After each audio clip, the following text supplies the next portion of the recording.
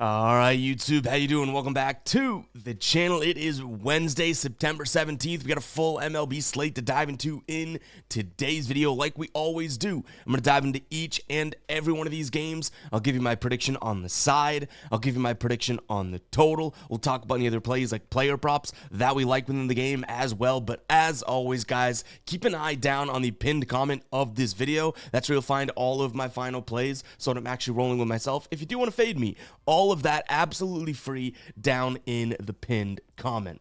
In terms of how we did yesterday, we'll take a cha-ching. We go 3-1.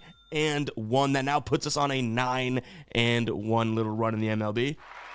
Golf clap. Let's see if we can keep that going there. The Cubs and Pirates nerfy being the only play that doesn't come through for us yesterday. And we did pay a lot of juice. We paid some hefty prices for these plays, but 3-1, still more good looks than bad looks there. Braves and Nationals game 2 nerfy, that comes through. Yankees put up a big number in their money line win. And then that Marlins Rockies first 3 under 3.5.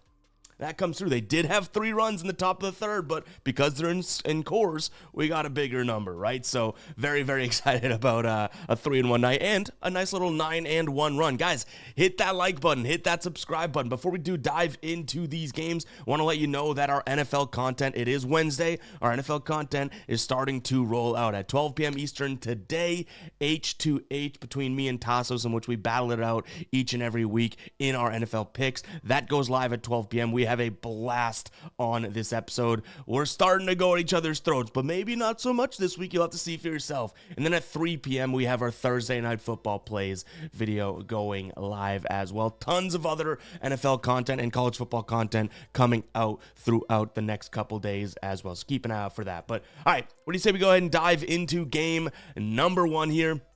We got the Pirates taking on the Cubs. So this was a loser yesterday. We looked at the nerfy, right? We really liked the idea of Skeens in there. Today we have Johan Oviedo on the bump going up against Matthew Boyd. Now, Matthew Boyd should be the clear-cut better pitcher, but he really hasn't been all that fantastic in his last few starts. Last 4 starts here, 5 allowed through 5 1/3, 4 allowed through 6, 3 allowed through 7 to Washington. That's not bad, but then 4 allowed through 5 to Tampa Bay.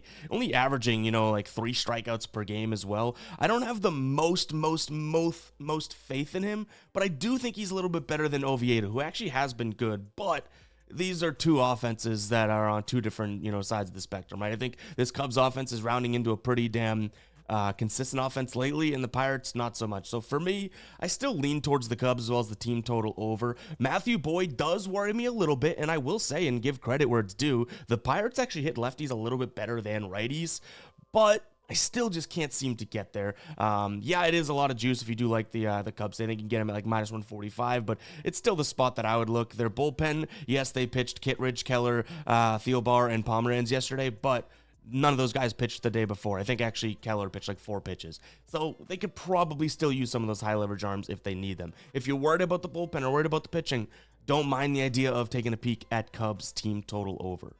Next up, we're looking at the Cardinals taking on the Reds. Cardinals pulled out a 3-0 win yesterday. Today, they have Andre Plante on the mound going up against Brady Singer.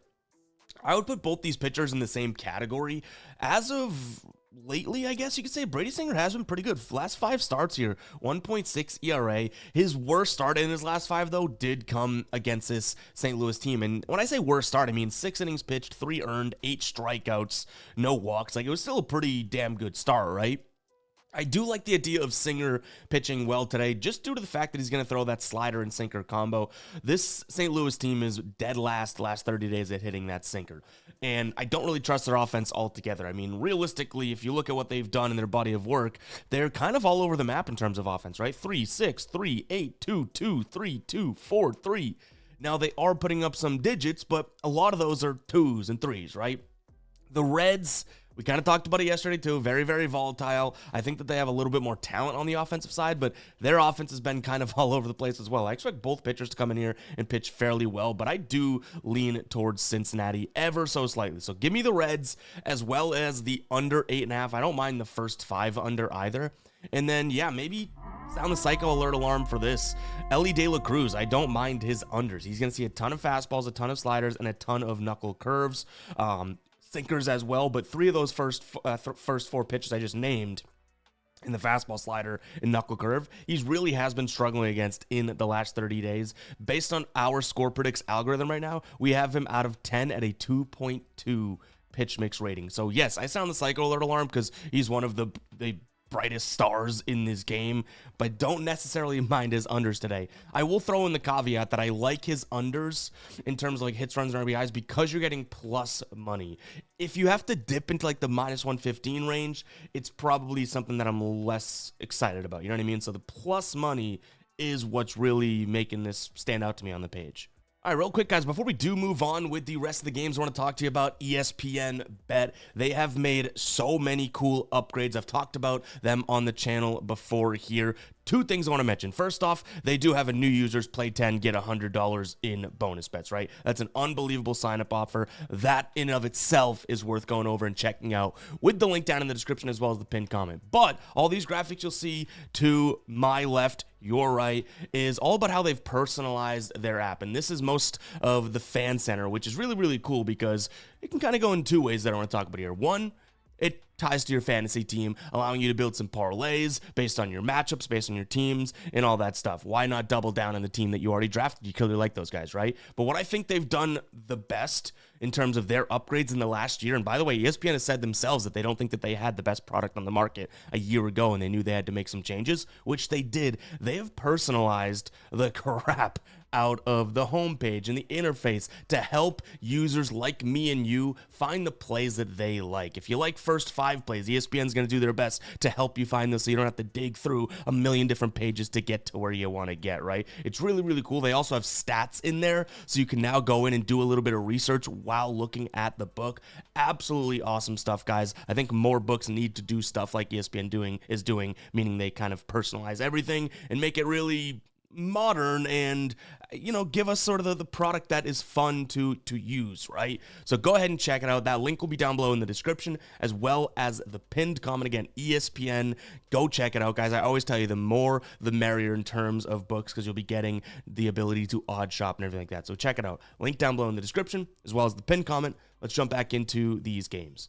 Actually, real quick, just wanted to kind of add this in after the fact. I've been getting some really, really good lines and good odds with ESPN same game parlays for NFL Sunday. So go check it out for yourself as well. They also have early lines. You can kind of beat some of the other books when coming out with some of those receptions lines or passing yards lines. So really, really enjoying that. That's another little tidbit that obviously isn't part of their overhaul of the personalization and new graphics and whatnot. But I've actually really been enjoying that. So yeah, just wanted to throw that in there.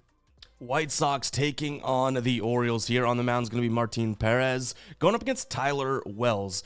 Interesting pitching matchup, but not so much interesting matchup altogether, right? I've been saying that since these games kicked off. Not all that thrilled about the White Sox and Orioles matchup. Now, so far we've seen a 4-1 win for the Orioles in the 8-7 win yesterday, right? I do still lean White Sox. I don't think the Orioles are all that great, but I think Tyler Wells actually may have a little bit of an edge here. Perez was pitching okay, and he's kind of tailed off. So I lean towards the White Sox just because of the odds, but I do get that Wells is the better pitcher. But at the same time, this is not a matchup that I'm all that thrilled about. I've already said that, right? Now, Jordan Westburg is a spot that I'm looking at. Now, I've seen a lot of 2.5s out there for his hits, runs, and RBIs.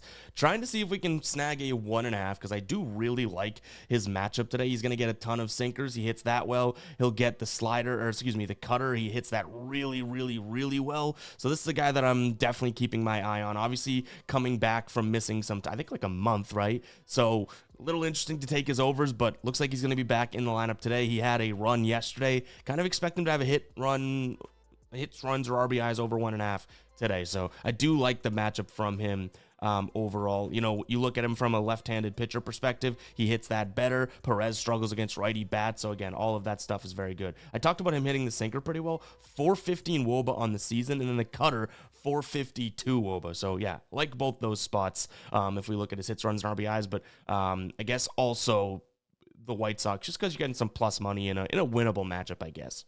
Diamondbacks taking on the Giants, so we've kind of been all over this series so far. Diamondbacks have won both of the first 2 games. Now we have Brandon Pfaadt on the mound going up against Justin Verlander. Verlander's been very, very good. In his last few starts, he's been excellent, right? 1 run in his last 18 innings of work through 3 starts. He's got 20 strikeouts over that stretch, and I believe it's only like 9 or 10 hits allowed. His last time out against this Arizona team came back in mid-May, 6 innings pitched, 9 hits, 5 strikeouts, 2 earned. They were both 2 solo shots in terms of home runs. Brandon Pfaadt, on the other hand, I don't really love the matchup. He's faced this San Francisco team twice this year, 4 innings, 4 earned, 6 innings, 4 earned. He has nearly 4 earned over his last 5 starts in his career. You can check it out on Baseball Savant here. 48, so it's a low number. 48 plate appearances against, not the best, not the best, not the best, not the best, definitely not the best. So, yeah, I think that Justin Verlander's probably the side that sticks out to me here in terms of pitching, but I still like this Arizona offense, and say what you want, maybe Verlander could be due for a little regression here. So I lean towards the over, but only if we can snag it at an 8.5. Right now, there's a lot of 9s out there, but 8.5 you could still get in the minus 120 range. So I lean Giants to kind of avoid the overall sweep here, because I believe this is, I think it's a 3-game series. They've lost the first 2, and I'm fading Brandon Pfaadt, I guess. And I expect, if the Giants win this game, it's probably because Pfaadt got hit up a little bit, right? Because I do think this Diamondbacks offense will give you a little bit of life regardless. Washington's taking on Atlanta here. These two teams, I should say, obviously played that doubleheader yesterday. Braves end up winning, I believe it was 11-3 and then 6 I forget how much. Braves won both games. Today we have Brad Lord on the bump going up against Hunter Waldrop, who has obviously been very, very good. And then hit the brakes a little bit, right? 4 2/3, 8 earned against Houston in his last outing. And I do feel bad because this kid, I've been saying now for a while that there's regression coming, right? And he did regress. Now, Washington is still a lineup that you can go out there and get and pitch pretty well against. I get it. But I do think that Brad Lord's a little underrated now. He went through a little bit of a rocky patch, in his most recent starts, but he's kind of started to steer the ship back in the right direction. I think for the plus money today, there is something worth looking at in terms of the Nationals. They hit righties pretty well. They're going to get the splitter and the slider combo, which you can see using our dashboard, which, guys, if you want access to this dashboard, GuyBostonSports.com. That's GuyBostonSports.com. Head to the members area to get each and every game, all of the key stats and everything to look at. We have pitching stats, batting stats. We have bullpen stats, player stats, and projections in terms of pitch mix ratings. So really good stuff here, but this is what I want to call out. About 50% of his pitches, right, are going to be the splitter and the sinker. Check this out. Washington, those are 2 pitches that they're actually hitting fairly well right now, and there are a lot of guys that hit righties well in that lineup. So I like the idea of Washington for plus money today, where I'm actually looking as Dalen Lyle here. We have an 8.1 pitch mix rating in terms of our algorithm against Hunter Waldrop. So I think this could be a nice spot. The thing that concerns me is this. Washington's bullpen, obviously due to a doubleheader, but they're already the worst bullpen in the league, and now they threw pretty much everyone and their grandmother's ex-boyfriend from high school. So, yeah, it's going to be a little difficult to get to Washington, but it is what I'm considering. Now, I think that Washington is worth backing because they could potentially get to Waldrop, right? Brad Lord, like I said, I like him to some degree. I don't want to sound like a Brad Lord, apologist or whatever. I do think that the Braves could, in the midst of them scoring some runs here in the last few games, could probably put up a couple against him. So I don't mind the over 8.5 either. But yeah, I think if I had to rank those, it probably would be Lyle, Nationals, and then the over 8.5 in that order. Tigers taking on the Guards. Jack Flaherty on the bump for the Tigers. He's coming off a pretty good start against the Yankees. They won 11-1 in that game. He went 5 innings, just 2 hits, 7 Ks, 0 earned. He's going up against Gavin Williams, who honestly hasn't looked all that bad in his last few starts here. He went up against Arizona, Texas, Seattle, Tampa Bay, and Kansas City. So a little mixed bag of talent there, but a 1.4 ERA over that stretch, pitching into the 6th inning on average. His last 3 starts have been 7-7-6. So 3 good outings in terms of getting some use out of his arm in a row. I don't mind the pitching in this matchup. Now, Detroit's offense has been really good against lefties. Gavin Williams is a righty. So to me, yeah, I think the Tigers probably still have a little bit of an advantage here. Jack Flaherty's going to throw a ton of fastballs, as we know, and you can see here, Cleveland struggles against the fastball based on our dashboard. So yeah, I do like the idea of the Tigers, not for minus 150 though. I'd want a better price. Where I could get behind is saying, hey, Jack, Go out there and pitch a good first 5 for both of us, huh?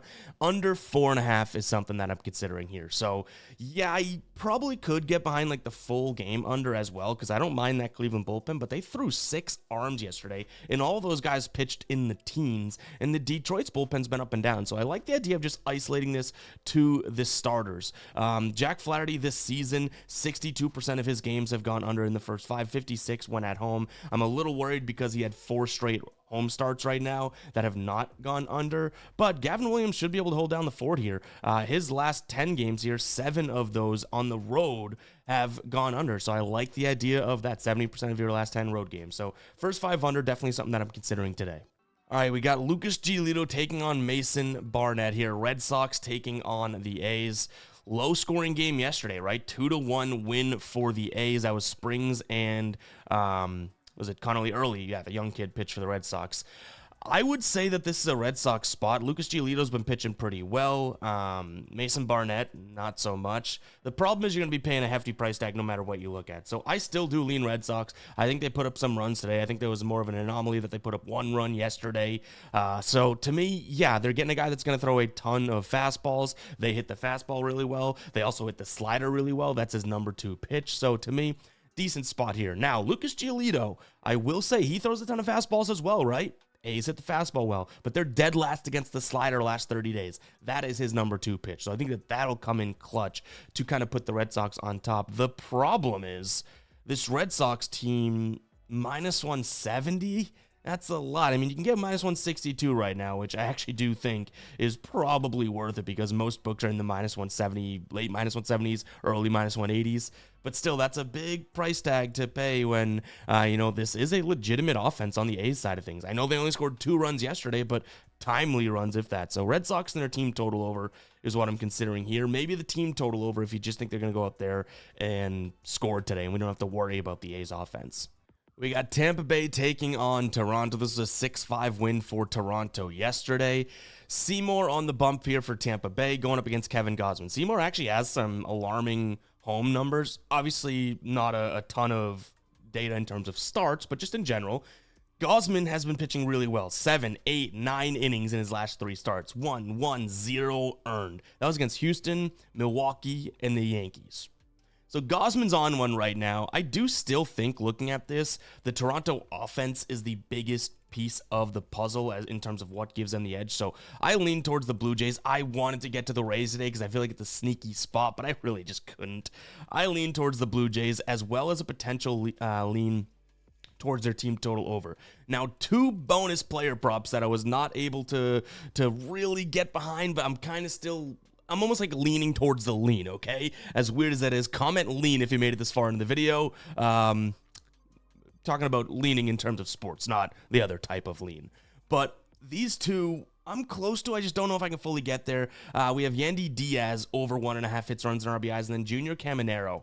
I like that as well. It does kind of totally not correlate to how I see the game going, but I think both those guys have decent pitch mixes here in terms of going up against Gausman. They're going to see a ton of fastballs. They both hit the fastball really well. And then it comes in with the splitter. They both have been crushing the splitter last 30 days. So I do like the idea of both of them today, just still kind of leaning towards the lean again. It is what it is right now, but maybe we do a little bit more digging and get one of those guys in with the final plays. Mets taking on the Padres. This was one of the plays that was close to becoming a final play yesterday. Mets team total over, and would you look at that? They end up scoring 8 runs. Now, I know that if I placed it as a final play, they probably would not have. So, hey, if anyone rode with that, good for you. Today we have David Peterson on the bump going up against Nick Pivetta. Obviously, 2 good pitchers. Peterson has struggled just the littlest amount, but he's going up against a Padres team that really isn't all that great at hitting lefties, right? So I do think that this is a spot in which we could probably take a peek at the Mets again. Do I love fading Pivetta? No, but this Mets offense still, I believe, is starting to turn into something. Now, I say that after just a couple games, but I'm leaning towards the Mets as well as their team total over. Pavetta's going to throw a bunch of fastballs and curveballs. He'll mix in the slider as well. And those are 3 pitches that this Mets team over the last 30 days is hitting really well. They're number 2 in average against righties, number 2 in WRC+, number 2 in on-base, number 2 in OPS, number 2 in slugging. This is like the second best team in baseball offensively last 30 days, which, is kind of crazy to say in a sense, because let's not forget that they just went through a really, really rough patch of losing games. But nonetheless, Mets and their team total over. I don't think I get there as a final play myself, because I do, again, like I said yesterday, I do believe this Padres team is the much better team, and Nick Pivetta is obviously very good, and the Padres have a really good bullpen. So there's plenty of angles to make, I'm saying Mets team total over. There's plenty of angles to make if Pivetta goes out there and shuts out the Mets, then, this is going to be really, really tough to not look at the Padres, right? Like, obviously, that's easier said than done, but point being is that if the Mets don't go off offensively, then this is a pitcher's duel, and Nick Pivetta is obviously very good, and he's been pitching better than Peterson lately. All right, quick one here. We have the Royals taking on the Mariners. Royals still in the DMB graveyard, so let's not forget that, right? Cole Reagans is coming back from the 60-day DL, and he's making his start today. He looked okay, I guess, in his last two starts in AAA, so I think that's worth noting. He's going up against Bryce Miller, and I said this can be a quick one because these are very, very slight leans. I don't think I'm going to spend too much time dissecting this game now or throughout the day. I lean Mariners. I think that they're the better offense, but that over 8.5 is tempting because I really am not the biggest of Bryce Miller fans right now. I think this Royals team against a right hand should be okay, and if we look back at Reagan's starts before his, going out, he started to kind of fall off a little bit. So yeah, to me, this is a spot in which an over 8.5 could very much be in play. So yeah, give me the Mariners as well as the over, but again, a lot of question marks in this one, especially Reagan's making his first start since, I want to say it was like early June, late May, something like that. So yeah, a lot of question marks in this one. Brewers taking on the Angels. Woodruff on the bump going up against Jose Soriano. I do think Soriano could pitch okay in this spot. Now, I'm not trying to say that that's enough to win the game or anything like that. In fact, I still lean towards the Brewers maybe as some sort of a parlay piece. But I don't mind the idea here of a first 5 under. Soriano's going to throw a lot of sinkers, and while the Brewers hit that sinker really well, they'll keep it on the ground. They hit righties on the ground plenty, and Soriano is one of the best at keeping the ball on the ground. I think it's hard to score a bunch of runs doing that. This total's down at 7.5 for a reason, right? So I don't really want to involve this Angels bullpen. So yeah, Brewers as some sort of a parlay piece. Obviously, they're juiced through the moon in terms of their money line spot. But again, I really don't know if I mind that first 5 under. I'll sound the psycho alert alarm because the Brewers are one of the better offenses out here, right? But maybe Soriano can kind of keep it together and do his thing, and maybe this is like 3-1 after the first 5, meaning the Brewers are doing their damn thing, just not to an exemplary level type thing, I guess. I don't know. I even sound crazier the more I talk about it because the Brewers are very good. They hit the sinker well. Soriano loves throwing the sinker.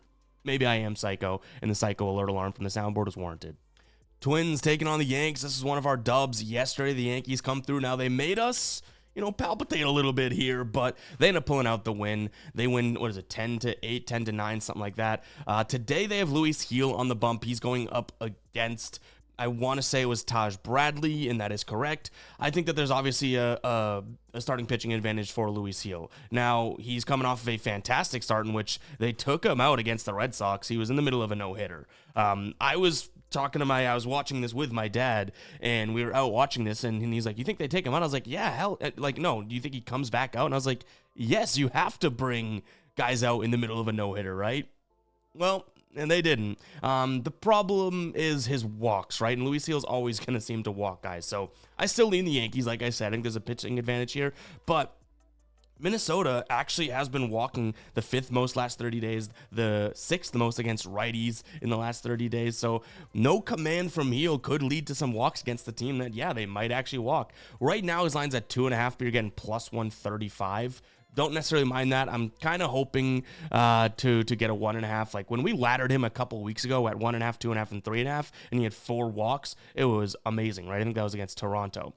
Don't know if we'll have that opportunity because I think the books are catching on to the guy that the fact that this guy has some command issues. But I still think the Yankees can put up a decent number. It's just a matter of whether or not Gil pitches a no-hitter type game or does he let a bunch of guys on and struggle. I'd still lean towards him pitching well against a Twins offense that I don't love. Astros taking on Texas. I've talked about this game 2 days in a row and really wanted some competitiveness. Now, the games have been fairly competitive, right? Yesterday was a 6-5 win for the Astros, but it really wasn't competitive. I mean, took 4 runs in. It was like 6-1 heading into the 8th inning, right? Now we have Jacob deGrom on the bump, and again, I keep talking about this and almost hyping these games up because prior to this series kicking off, there was a huge implication factor for the playoffs and the wild card. But now the Astros actually just climbed over the Red Sox, and the Rangers are 3.5 games out because they've obviously lost some games here to the Astros. So today, I do still think the Rangers have the upper hand in terms of pitching. I like deGrom against this lineup. He's going to throw a ton of sliders. They don't hit that well. They're not really hitting anything real well right now.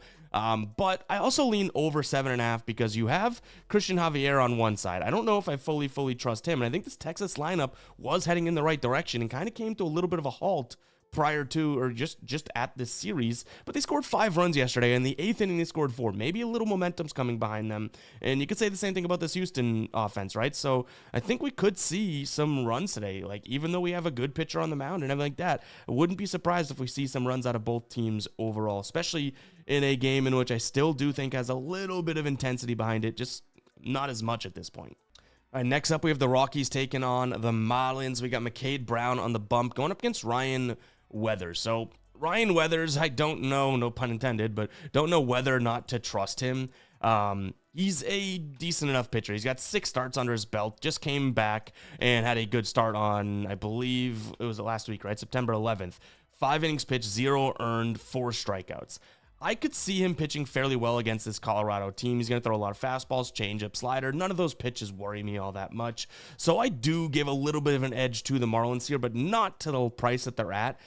The price that they're at's a little crazy because their offense can go cold at any moment. Now, McCade Brown's not all that good, but what I would say is maybe Weathers does pitch pretty well here against this Colorado team, and maybe we can look at a team total under, whether it is the first 5, whether it is the full game for this Rockies team, I don't necessarily mind. So right now, if we look at their first 5 team total under, right, and I'm pulling it up here, you can get under 2.5 for -150. Little too juiced for me. I almost just like the idea of looking at their full game team total under and looking at under 4.5. Don't go out there and score 5 runs for -120. So 2 ways that I'd look at it, but again, like, we don't even know whether or not we can trust Ryan Weathers, pun intended that time. So maybe this is somewhat of a pass, but that's what I'm circling. If the Shark's circling its prey, maybe it's like, oh no, that thing stinks, I don't want to eat it, but we're considering it. All right, last game on the slate for us, we got the Dodgers taking on the Phillies. Blake Snell on the mound going up against Jesus Luzardo. Both these guys obviously very good pitchers in terms of their career against the opposing side, in terms of the roster. Also very good. So, Ev, why on earth would you be looking at the over? Because of pretty much what we keep saying, the bullpens. Yesterday we saw 6+ runs come in the 6th inning on. I actually think it was more than that. I think it was like 11 runs, to be completely honest. But I know they scored like 5 or 6 runs. The Phillies did at the top of the 6th. This is a spot in which, you look at the Phillies and the Dodgers, say, oh, Blake Snell, Luzardo, no way this thing gets over. But there's some 7.5s out there, and I still maintain the idea that the offenses are the 2 better things in this series right now, right? So to me, yeah, I'm still looking at that over 7.5. It's cashed twice the same way we've predicted it, right? That yes, the starters can pitch well, but if the starters don't go out there and put up goose eggs, I still think that there's a strong chance that, these bullpens can let up enough runs to hit the over each and every day. So give me the over 7.5 here in this spot. The Phillies is what I'm looking at because 1, Blake Snell really hasn't been like on his game all that much. And 2, the Phillies have such a good offense and you're getting +130 for them today. Seems like it's a little bit of a decent deal, right? But guys, it's going to wrap it up for today's show. Hopefully you guys did enjoy. If you did, you know exactly what to do. Hit that like button, hit that subscribe button down below. Make sure you go ahead and check out our NFL content that's starting to roll out. H to H with Tassos week number 3. And then Thursday Night Football kicks us off with the Bills and the Dolphins. We put out our video and it's already scheduled to go up at 3 p.m. Eastern time today. Go ahead and check those out, guys. We'll catch you in the next one, all right? Peace out.